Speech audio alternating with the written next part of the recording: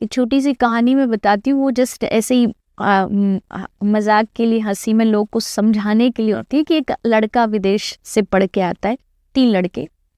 तो वो एक नाव में बैठते हैं। नाव चलाने वाला बहुत बेचारा पढ़ा लिखा नहीं होता है, बट उसने गांव में जो जीवन जिया होता है, जो जो नीड्स होती है वो सब सीखा होता है। बट ज़्यादा पढ़े लिखे थे तो उनको शौक था हर जगह दिखाना कि हम पढ़े लिखे। तो पहले लड़के ने उससे पूछा कि तुझे इंग्लिश आती है? तो बेचारा बोला, अरे साहब जी कहाँ इंग्लिश इंग्लिश, हमको कुछ नहीं आता। फिर थोड़ी देर बाद दूसरे ने पूछा कि तूने कभी अमेरिका देखा है? बोला, अरे साहब जी क्या अमेरिका होता क्या, यही नहीं पता। तीसरे ने पूछा, तूने एल्बर्ट आइंस्टाइन का नाम सुना है?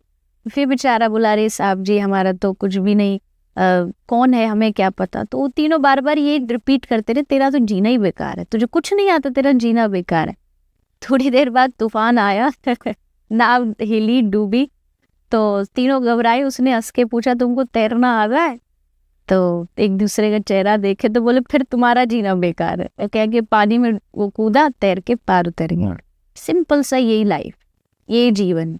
केवल किताबी पढ़ाई पढ़ने से आप बहुत महान बन जाओगे ऐसा ज़रूरी नहीं है। वो ज़रूरी है, ऐसा नहीं कह रही कि पढ़ना नहीं चाहिए, बट उसके साथ साथ जब तक आप मॉरल वैल्यूज़, ह्यूमन वैल्यूज़, जीवन में आध्यात्मिकता, भक्ति, ये सब चीज़ें नहीं अपने अंदर अडॉप्ट करोगे, आप जीवन का सही मतलब नहीं समझ पाओगे।